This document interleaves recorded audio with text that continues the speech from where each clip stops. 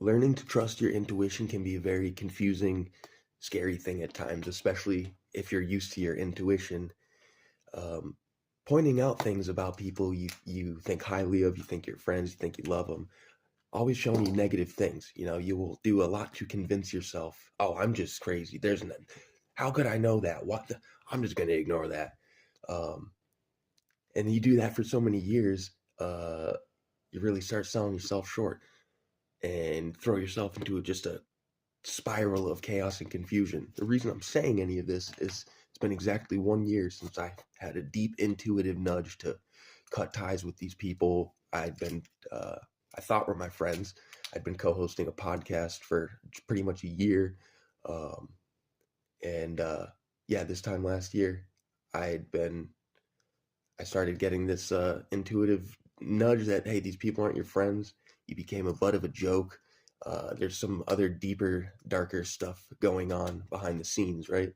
Now, when you get involved with people who are interested in the occult and magic, and you might deal with some devious people, some very um, ill-intended, narcissistic, psychopathic, power-hungry, ego-driven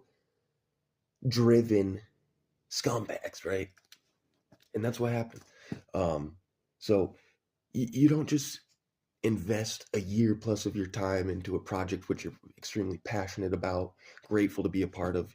You don't invest all this time in yourself to just up and quit for no reason, right?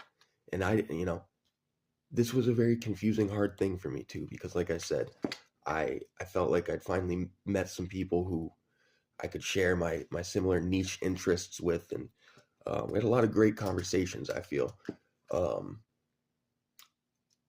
but it did not turn out the way that I had intended, but it turned out the way it was meant to, right? And I couldn't prove any of this stuff. So I had to follow my heart. And I knew if I was at all right about any of this, that it was going to cause a lot of backlash. This is something that I've experienced before when dealing with people and, esoteric groups and stuff. They like to gatekeep. And you need me to get to where you want to go. It's like, no, I don't. And I'm going to show you that I fucking don't. And so it took many months for me to finally start being able to prove some of the things I was feeling. But many months went by, and I stumbled across this libelous statement the host made about me the day after I quit, saying he had to cut ties with me because I had an unspecified psychotic break. I was dangerous, telling people to stop dealing with me. Maybe it wasn't physically dangerous, but I was unhinged. And it seems like everything he claimed about me happened to him. So